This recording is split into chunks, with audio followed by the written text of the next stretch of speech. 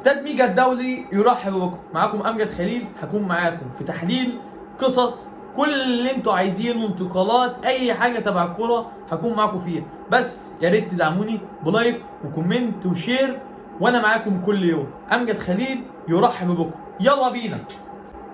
في لاعب جزائري كان معروض على الزمالك اسمه رضوان بركان، عنده 22 سنه، هو 193 سم، بيلعب في شبيبه الكوارع. المهم اللاعب ده انعرض على الزمالك، بس الزمالك ما عرفش يجيبه، مش عشان فلوس ومش عشان طلبات اللاعب ومش عشان طلبات النادي، بس كل ده بسبب اللاعب اللي قدامكم في الصوره ده، يعني ولا منه ولا كفايه شر. الصفقه كانت هتبقى جامده جدا للزمالك، لان الزمالك في احتياج مهاجم مش زي اللي عندنا، مش سيف الدين الجزيري ولا ناصر منسي ولا حتى عمرو ناصر. الزمالك في احتياج مهاجم قناص زي اسامه ابو علي وزي فيستون مايلي وزي المهاجمين الجامدين دول، وده كان مهاجم خليفه بغداد بونجاع. الزمالك ما عرفش يخلصه بسبب انه مش عارف يطلع حد من اجانب اللي عنده. حاجه تزعل فشخ والله العظيم اللي احنا بنشوفه ده، ان مهاجم زي سيف الدين الجزيري يكون هو مهاجم نادي الزمالك، لان بصراحه سيف الدين الجزيري ما لعبش اصلا في منتصف جدول.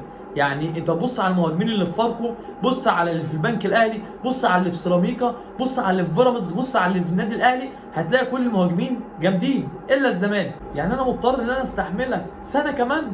ده مين يرضى بالوضع ده؟ بص انا خسرت ايه مقابل ايه عشان لما اشق هدومي ما تقولش الراجل اتجنن؟ ده هدف للاعب. المهم في اخر الفيديو ما تنساش تعمل لايك وكومنت وسبسكرايب، وتستناني في فيديو جديد، وتفعل زر الجرس وتعمل اي حاجه. سلام.